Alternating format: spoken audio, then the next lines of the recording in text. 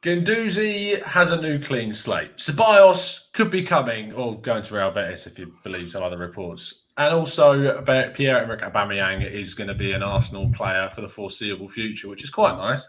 But it's not been announced yet, and we will give them some more information about that today too. So let's discuss all of that and more with my fantastic group of writers.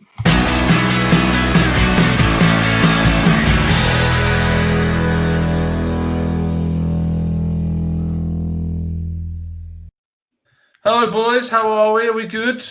No, not at all. No. I'm actually all right. I'm good. Why? Good, right. I'm going to take this up straight off the bat. All right. I had a conversation with you about this fantasy football. Stop playing wing back as centre half. It's just the integrity of the game is gone. I'm done. No, that's what you do. Do you ever want to win the game? Do you want to win strategy, the game? Man. It's called strategy. I'm an Arsenal fan. Why do you think I ever want to win anything? That's how it works. Centre backs are not going to get as many points. Centre midfielders are not going to get as many points unless they're playing as like a Kevin De Bruyne. I'm sorry, mate, but you've got it all wrong. And that's why you're going to lose. So, we'll wait till the next season. If you want to learn more about fantasy football, the winner of our fantasy league in TGT last year, Ben Erland, did do an article on our website. So make sure you check that out. Speaking of articles on the website, I've got two of my writers. Our third one should be along fairly soon, but is Drew. So, who knows these days what's going on with our New York friend? I'll start with you, mate. How are you? Are you well other than fantasy scrutiny? Yeah, it's busy, man. Just trying to keep up with the news and stuff. Do you want to know what I actually put in the comment section the other day? Before I actually got into this little group with you guys, I was so out of the loop and stress free. My group is my hairline's come back an inch every week. I'm in that group.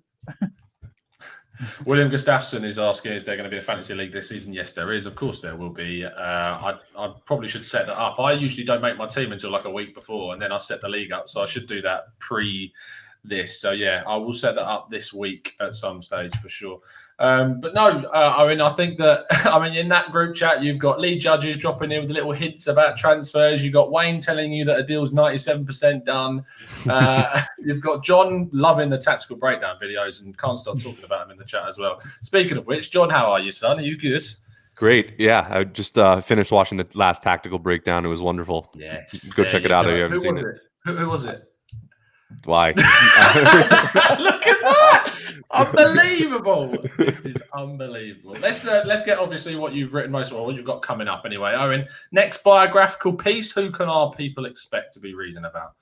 This week I will be looking at Dennis Bergkamp. I thought I've been rattling out a lot of current players of recent, and I think that with the wealth of history that we have, it would be a shame not to look back at some of the greats that we've had, and obviously with the link of his potential return, I thought what better time to take a look at Bergkamp. Nice. I think it's good that obviously we've been looking at more current players, and to go back is going to be a nice nostalgic trip. John, your next interview, who have you got lined up? So I got a couple in the works. I'm going to be interviewing the guy who started or who's running currently the Arsenal, the Netherlands Arsenal page. So like the fan group from the Netherlands. So that should be pretty interesting. I'm also talking to a couple other people, so it'll be good. But the last one I did was this guy up here, Owen. So go check that one out. It was a really good interview, and there's a lot of emotional, funny. It was great. It was great. Go check it out. Dodgy stuff. A lot of dodgy, really dodgy. It was an entertaining read. It really was. And you can check out my latest piece, which is on whether we should go plan B on Thomas Partey if we don't sign him. I don't think we should, personally. It depends on who it is. But I don't think Arsenal should be rushing into these sort of things. And we're going to talk about transfers because Mr. Mikel Arteta has done a press conference ahead of the Community Shield, which I'm sure we'll get a bit to talk about later on. But we can see it on the screen there. It's on the Arsenal website if you want to go check it out in full. But we're going to go through some of his comments about different players. Now, the first part is obviously about Gabriel. Now, was it just me, or is everyone getting annoyed at the questioning? The first 4 questions are all about Gabriel, and he clearly says, we're not finalised yet. It needs to be done, and they just keep asking him questions. Why? Owen, was it frustrating for you reading through, like, look at the 4 questions? It's the same answer practically 3 times. Like, when everything's okay with both parties, and then again, when we get it, I will be very pleased. And at the end, we are trying to finalise the deal. What do they expect? But I mean, it's ultimately good to see it happening, isn't it? It is, yeah. Look, I think that, look, if you want high-level journalism, this isn't the place to go. The place to go is www.thegoonertalk.com. That's high-level journalism right there. But in regards to the answers, I think that when you see language such as this, it can only be promising. Look, I think that when a manager comes out and is this blatant about where we are in regards to the situation and how advanced it is, I think it's sort of, given any massive upset, it's pretty nailed on to be done. So in terms of, as I said, the language he uses, it's really, really, it would instill a lot of confidence that this deal will be done. And it's so hard looking at this deal, rattling through Twitter and seeing some of the tweets going out about where this deal is and when it should be announced. And this is very much like me with my missus at home. When she asked me, when are you going to do that garden, and I say, tomorrow, maybe, maybe next week, maybe. So it's quite frustrating for us, but I think given the situation with COVID and him coming in from France, we just have to be patient, and it will come. I have confidence in that. Yeah, it will come eventually. It will happen. It's obvious it's going to happen. I mean, he's been spotted literally in the Emirates, like he's in the ground. There's so many little sneaky videos and photos that have been coming out. I mean, if he doesn't sign after all the effort that's gone into tracking his flights and then his journey from the airport to the ground, I mean, that's a lot of wasted effort. And surely Arsenal wouldn't do that to their fans, would they? John, it's the Gabriel signing. I feel like we've talked about this. The first writer's show we did, I felt like we talked about Gabriel. It's gone on a long time. And I suppose the key thing around transfers, a lot of people have been asking, is that they look at Chelsea, they're signing Werner, they're signing Ziyech, they're getting Havertz, they announced Malang Sarr, they've announced Ben Chilwell, they're going to announce Thiago Silva. They've got all these players in. I know that Arsenal have been doing a lot of business in terms of the younger guys, and we talked about that last week.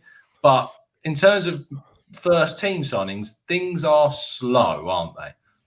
But you really can't compare us to Chelsea. Look how many players Chelsea sold as well. They have done a lot of business of players going outwards as well. And I think that right now we're in a situation where I believe we might be struggling a little bit in that regard. But we've made some signings. We've signed Willian. We've signed clearly Gabriel. It's just a matter of time, just having to cross the T's and dot the I's. Re-signing Aubameyang, people are like, oh, well, he was already a player here, but that would be huge. And it looks like that deal's done based on what Arteta is saying. And if we could secure like a Ceballos, I think the problem is that we see that glaring aspect of what we need to do that we've known for a long time, that we need some kind of a holding type midfielder, and then we still haven't gotten that. And I think that's what people are frustrated about. And I think that like the links that we've had this summer, to not have any of those materialize, I think is a bit of a disappointment. But we can't look at this whole transfer window as an ultimate failure, given that we have made some important signings. Saliba coming back in is a big deal. He looks good. Tierney looking great. Bellerin coming off of the injury. Hopefully, we'll see a big season from him, although there is some doubt as to whether he's going to stay here. So, I don't like to compare us to teams like Chelsea, because I think that, they've already been in the Lampard project. First of all, they have been saving up money because they've had a transfer ban. They've been selling a lot of deadwood players. And who knows what other kind of backdoor shady things there's going on there in terms of getting deals over the line. But even assuming that's not the case, I don't like to compare the two, because we're in two different positions right now. I like to look at Arsenal and where we are as a project and the things that we need to do to strengthen. And a lot of it, I'm going to tell you right now, I think that Arteta really needs to be given a lot of leeway in terms of working with the players that we already have. I don't think that it's enough. I think we do need to make signings, and I think we've discussed that ad nauseum. But I do think that I don't like the comparison to Chelsea right now.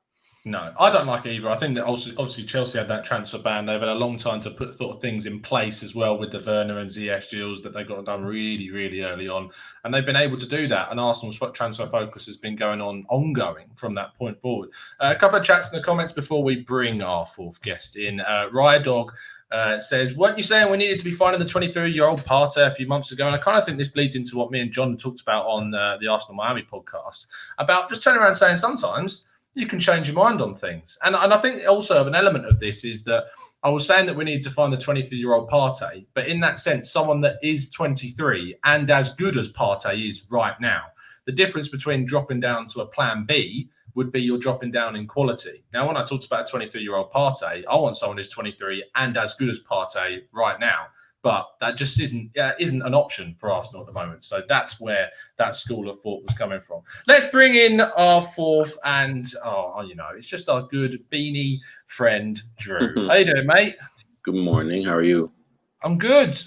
What's your excuse? Let's hear it. Come on. Tell the listeners why you're late. Family problems. Oh, well, I suppose I'll let it slide because I have family issues all the time, but they're mostly caused by me, in fairness. So, in terms of your latest piece, Drew, what can we expect from you coming up?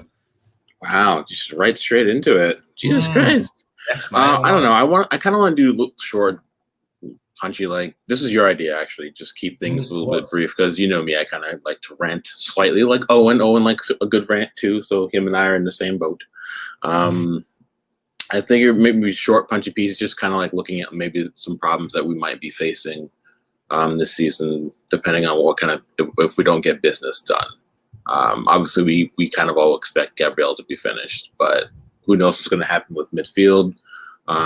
You've got like Emilio Throws out on loan. Like I kind of had some thoughts about that, so I wanted to do maybe like short, punchy pieces about my general thoughts about certain things about squad building, just in the run up to the season. So.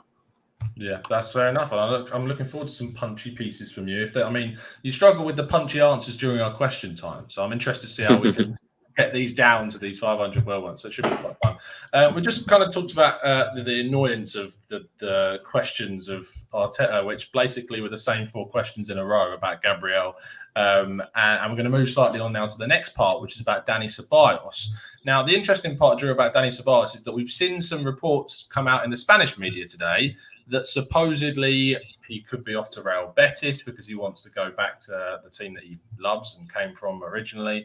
And Arsenal, of course, want to keep him. And Arteta in the press conference turned around and said that he said during the conversation that he wants to stay. So what are your whole thoughts around the Ceballos thing?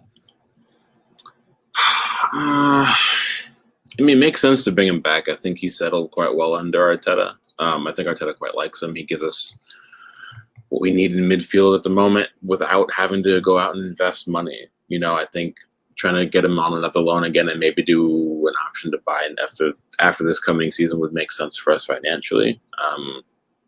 And again, for me, the biggest thing is we need to kind of hit the ground running this coming season, especially with the fixture list that came out. It's kind of a tough start for us.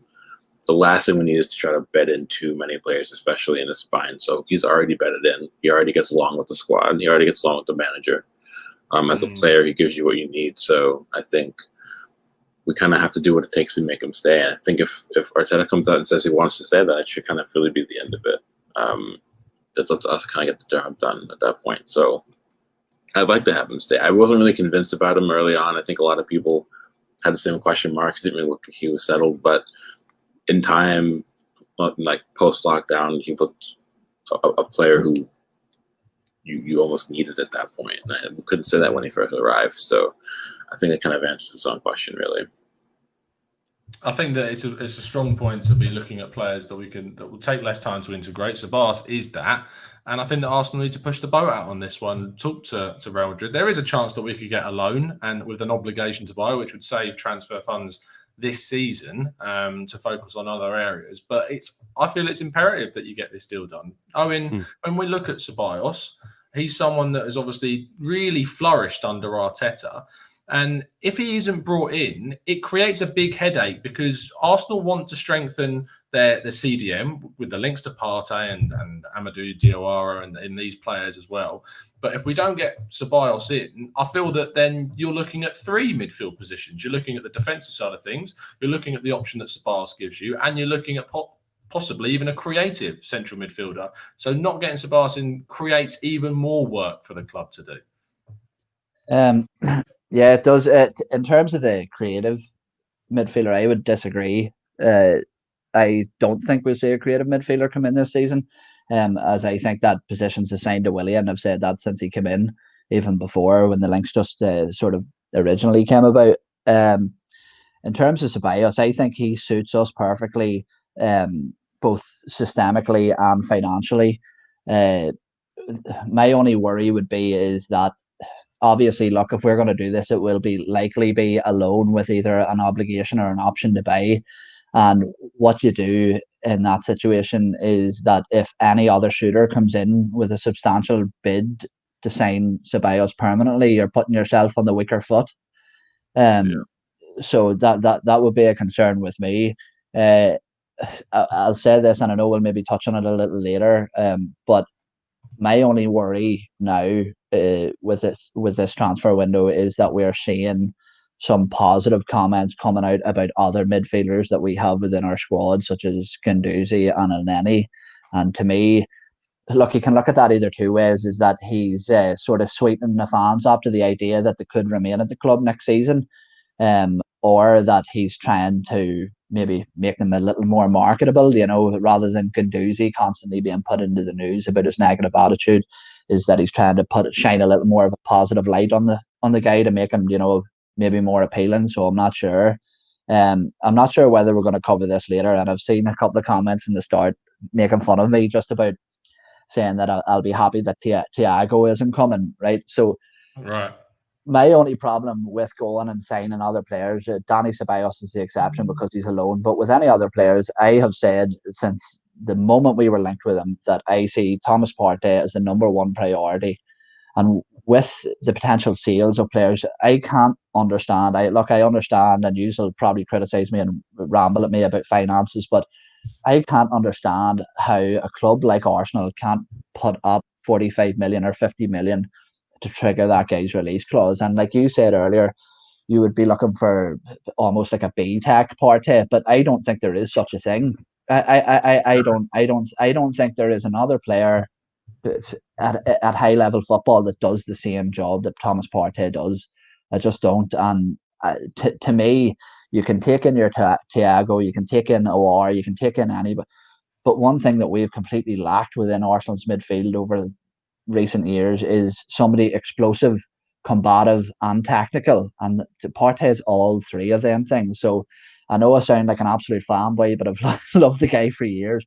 And to me, unless we sign him or someone of equal stature, I'm not sure. I still think that we see the same problems that we have seen at Arsenal next season, in terms of having that soft underbelly.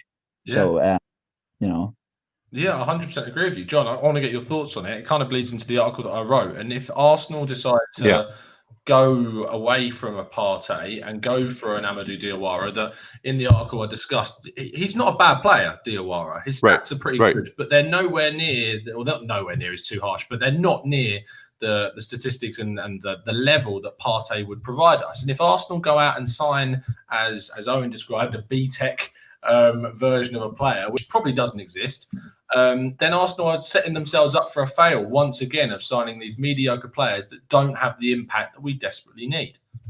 Yeah, and I think that's a serious concern. I think it's a legitimate concern. With respect to something that Owen said about us having a soft underbelly, I think that's been mitigated slightly with the with Saliba coming in and with Gabriel if he does sign. I think that, and especially with the fact that we're kind of replete with goalkeepers as well right now, which is a positive thing. So at least there's some positive movement towards hardening the Arsenal underbelly, but I think that it is a key piece that's missing, and that is in the midfield. And I think that we've seen it kind of time and time again, season after season, and we know exactly where it is. It's a glaring, obvious deficiency that we have in the squad. And yeah, you want to get the best kind of player you can get there. That being said, however, I think that any upgrade in terms of the physicality, I'm okay with just an athlete there, with a competent player and an athlete. I think that the ideal situation would be getting a player like Partey. But when you're actually looking at the fact that any player that can actually do that position well, or competently, an upgrade, because we don't have that right now. Torreira is the closest thing that we have, arguably Xhaka sometimes, but he's not a holding midfielder. He's like a deep lying playmaker for the most part. So when you're looking at what are we doing right now, and is there any alternative to a Partey? I think yes, and I think that it's not necessarily a situation where we're going to completely fix it by getting a player that's less than Partey, and it's certainly not going to be the ideal situation.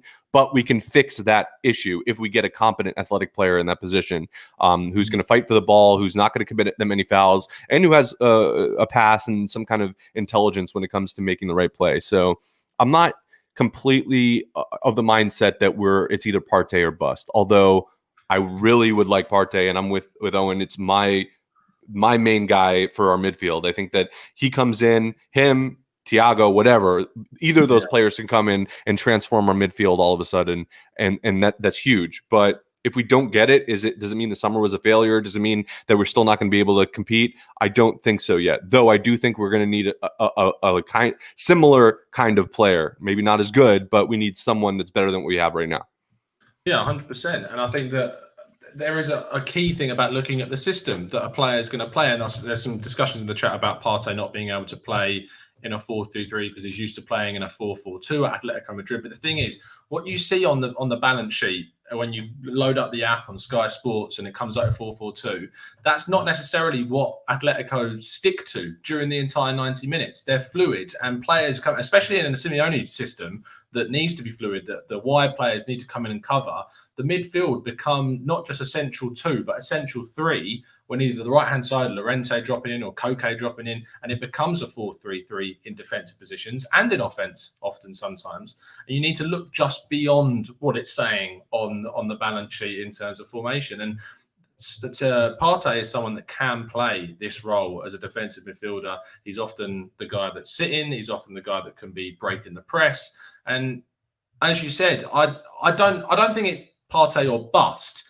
But I think we need to be really careful about the player that we do sign and not go too lowball in the quality of the player that comes in. Drew, final thoughts on that sort of situation about bringing in the right types of players. And you weren't on when you were able to discuss it before, but are you surprised at how slow things are taking to get done? No. When players of quality are on the market, a lot of times they're not going to just jump at the first club that comes in for them with an offer, especially someone like Partey.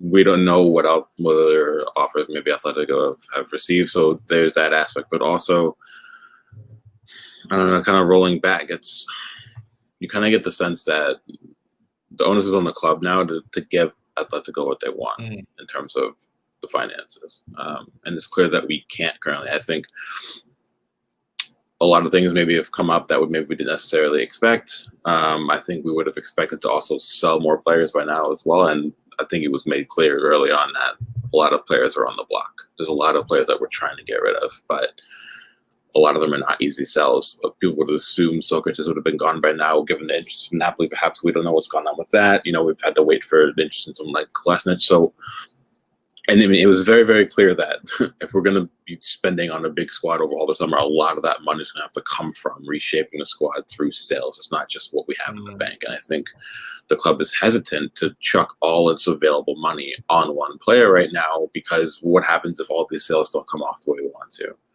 Then we're kind of screwed. Then we can't really reinforce in the ways that we need to, and we need depth. And I think that's kind of why, while I understand the angst about maybe not getting Partey over the line, I'm always the kind of person I would rather look at how deep a squad is rather than what player brings you. And I do agree with Owen that Partey is that kind of player that comes in, he walks into essentially almost any team in Europe and improves them automatically. I'm not discounting that. I agree with that. But we also have to look at the other side of it. Is it worth chucking all the money on one player now finishing Gabriel and then that being it, or would you rather get Gabriel and bring in multiple midfield reinforcements to give us depth that we're going to need? Because you've got Emil Smith-Rowe going out on loan now. Joe Wilk really shouldn't be getting as much time as he will, apart from like Europa League. You could even argue he would even maybe need a loan, but we're keeping him because when he does come on, sometimes he performs well. There's a lot of questions, and if you look at a lot of other clubs when they do spend big, and like for Chelsea, for example, like they're spending gobs of money this summer, but they're spending it on 5-6 players, not 2 players. You look at squads like Dortmund and RB Leipzig. When they spend money, they'll spend 100 million on 5 or 6 players, not 100 million on 2 players. And that's one of the greatest advantages that they have, and what gives them so much flexibility in terms of what they can offer you any day, because they have so many options on board, and that's really important. City do the same thing. City never spend an absolute truckload of money on one player ever. No matter how much money they do spend, it's never more than 50 million. And for them, bringing 4 50 million pound players in the summer is better than bringing in 1 200 million pound player. So the numbers are greater, but the premise is exactly the same. I'm not kind of annoyed that Partey's taking so long. There's only so much we can do, right? But it's clear that it wouldn't be taking this long if we would just say, here's the money for the release clause, done deal.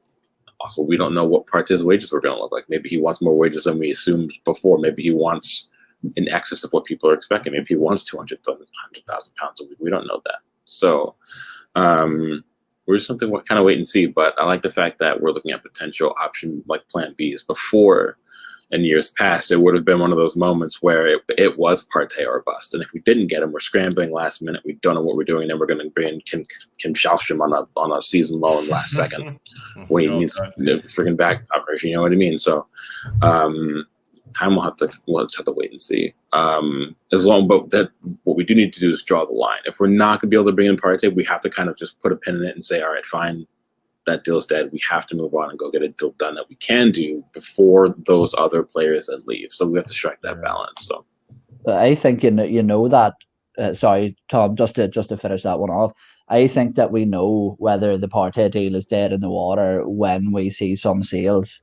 The likes of if Mainsley moves on, the likes of Callum Chambers moves on. They're all of a sudden now you're 35 million. Is in the pot, and that's when we see whether the Partey deal is a realistic option. Yeah, I don't disagree with you. I think that's the answer I think that's all we're kind of maybe waiting for. I think if AMN completes his move and then in the next 2 days we don't have Partey signed up, that tells you what you need to know in a way. So yeah, I agree with Owen there as well. It's just we're gonna have to kind of wait and see for that one, I guess. So one thing, no, sorry, actually,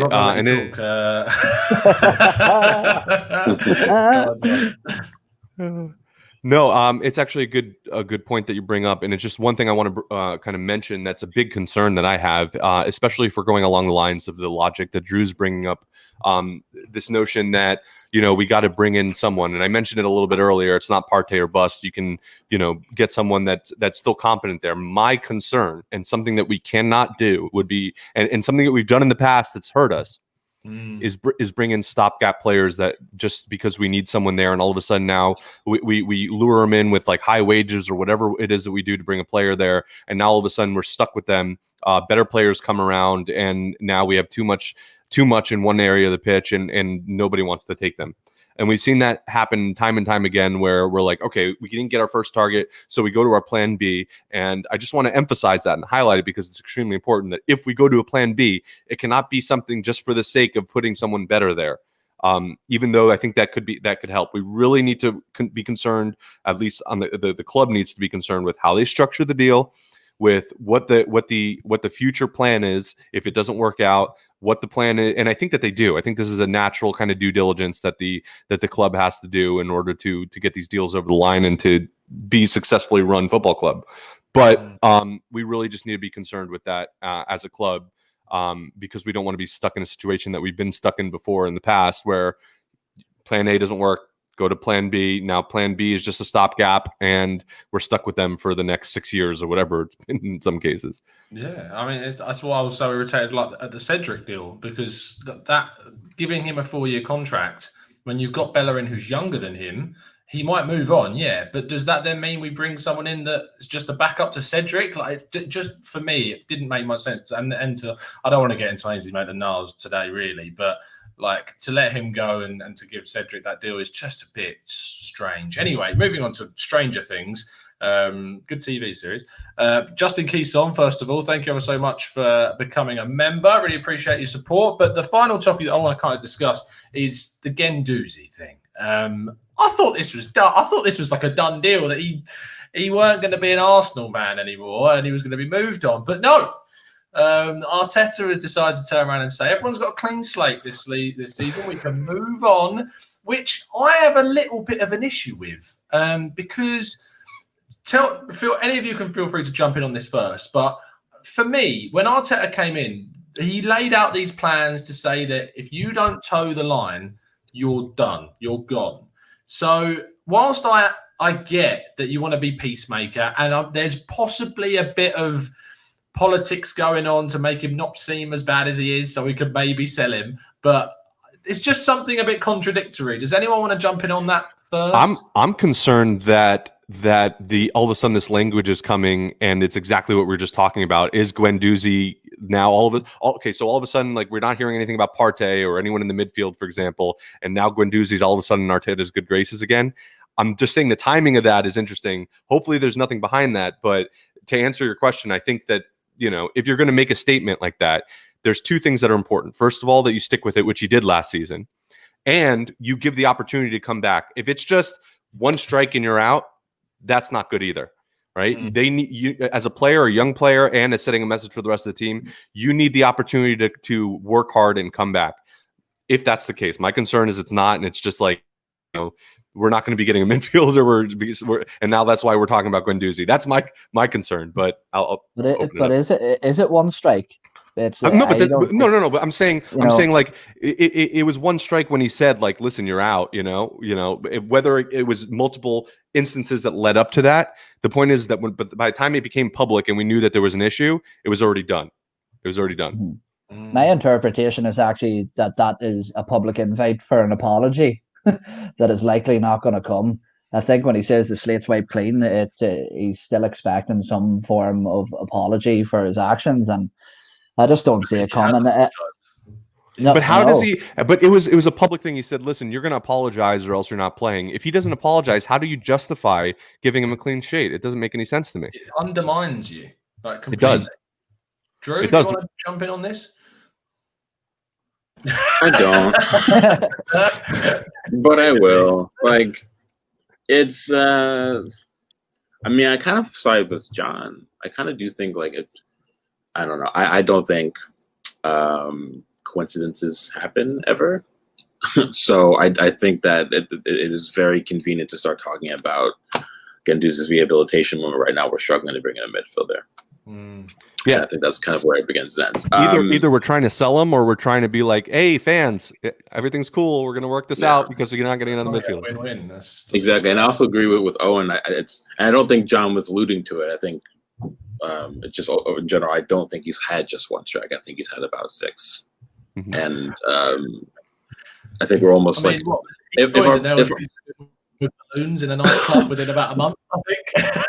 I just think if our business is struggling as it is, and we can't get anything over the line, I think our hand's being forced in a way. I think we're kind of maybe laying those seeds now just in case. It doesn't mean we're not going to still sell them, depending. If someone like, AC Milan came in with an offer, we would accept it, I'm sure. But we have to kind of prepare for the what if scenarios as well. So I think we're kind of laying those seeds at the moment. I don't know, everyone can disagree, and that's more than fine, of course, but I just feel like it's come out of nowhere. It's been the hard line. It has been, he's done at the club, finished, whatever. And then, but this minute you started seeing him in media for next season regarding whatever it might be, you kind of knew, like, wait a minute, hold on. Like, so they kind of already started before this about getting you used to Guendouzi being here visually. And now they're already talking about, well, Arteta's had a talk with him. It's like, okay, well, that's very, very, convenient for me. So I wouldn't be shocked if he was here next season, but I also wouldn't be shocked if he wasn't. So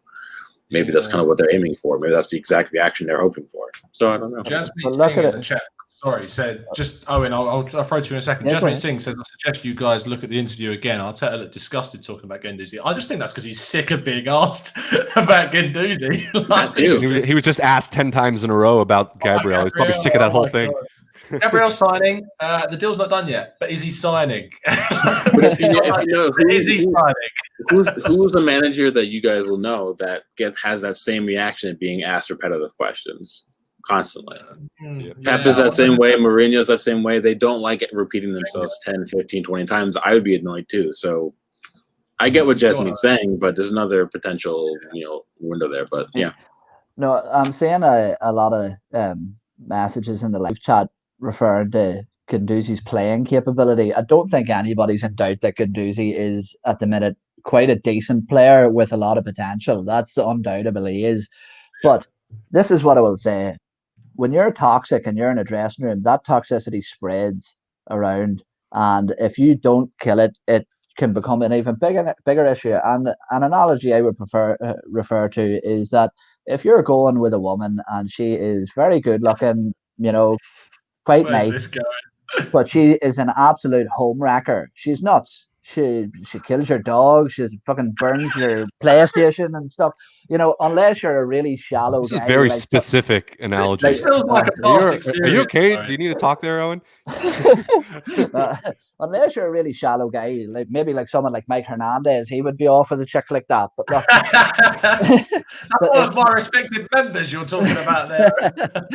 But look, what I'm trying to say is that yes, he might be decent, but he isn't worth the hassle that he's caused. That's it. Basically, I just wanted to call Mike Hurt shallow, really. I mean, to be fair, look at him. Look what he says. As a man, I'd stick around if she was good looking, to be fair. Told you. It's just Why did I ever doubt you? Guendouzi does have some nice hair, to be fair, so we can give him that. Yeah, maybe it's the hair thing. Arteta just loves nice hair. Who doesn't? He'd love you, Drew. He'd love Drew. What Drew's got going on at the moment is unreal. I mean, people have been clamoring to see what's underneath the beanie, to be honest. I don't think we're going to get anything out of it. They've seen it on past shows. I don't know what they're clamoring for. I've already showed it. No, absolutely not. Last topic before we wrap things up. It's only be a shorter one today because we've all got very busy evenings. I'm not going to ask Owen what his is tonight after that little insight into his life. But yes, last 10 minutes or so, Paul Pogba was diagnosed with COVID today, which obviously means he'll go into quarantine for however long. There was an interesting tweet I saw about supposedly some Arsenal players are actually in isolation at the moment, according to, I believe it was the Telegraph that was Twitter that was Chelsea players as well. Chelsea players as well. Mm-hmm. I just want to get your thoughts on this as we get to the start of the season. It's just 2 weeks away, I think now. On the 12th is when things kick off, and with this still very much a thing going on that COVID's going to be around. I know that a lot of teams were talking about these as effectively they'll be treated like injuries. A player will be out for 2 weeks and then will return. But if one player in the squad gets it, that surely means that everyone that he's been training with has to then go into self-isolation for 2 weeks. You'll then start getting suspensions of matches. Is there anyone in the group here that feels that there won't be postponements of fixtures next season? Because I just can't see it not happening at the moment. I hope not. I mean, it's a very difficult situation to deal with. I mean, you really have to balance out the public health aspect of it with, the sporting aspect of it. And I think that when one outweighs the other, clearly you have to go to the former. But I just hope. Look, they've been able to do it successfully in American sports like the NHL. They've had pretty good success keeping it in like this bubble. It's a little bit more difficult, I think, especially with European competition, to have people travel. I don't think it's a simple answer, and I think that they just need to follow whatever protocol they have. If that means canceling parts of the season, as much as I wouldn't like to see that, you also want to make sure everyone's healthy and safe. Yeah, 100%. Drew? Yeah, I mean, safety always has to come first, and I think one of the things that they really consider is, when the season was kind of wrapping up, it looks like there wasn't any kind of directive or protocol to have, monitored, whatever you want to call it, from players. Like that they were not going to wait to get some respite. That's okay, but maybe things need to be a little bit more policed with that, because obviously if players are coming back now when preseason's starting, and a lot of them are coming back testing positive, it means that they weren't observing any social distancing measures. They weren't worried about their health and safety.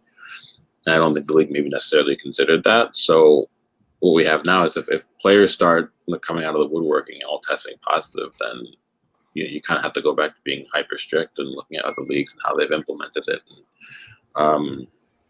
And I know that Arsenal is going to want to try to bring in fans back into matches, which is what they've already said, but that might come into risk as well. Numbers in certain countries in Europe are already spiking again. We don't know if that's going to continue. We don't know if it's going to be seen in more countries. So again, the safety always has to come first. And I don't want matches to be canceled again, but if it has to happen, it has to happen. And it's better err on the side of caution than not to. So, Owen? I think that this is a subject that is so easy to slip into some sort of political debate and stuff, though. Sort of my main concern with this is that, well, let me say this first. I'm actually quite surprised at the lack of cases, if you consider the number of matches being played. So I actually think that they're doing very, very well to keep it as contained as they are.